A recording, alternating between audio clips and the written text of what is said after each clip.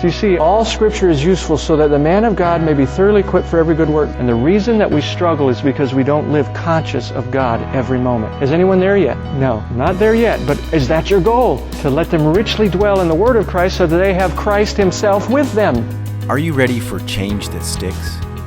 If so, Tim Bryant, the Low Country Biblical Counseling Center, in association with Crossbridge Church, would like to invite you to Transformed Emotions, a mini-conference on September 28th. Biblical transformation is more than behavior modification, and more than just changing your stinking thinking.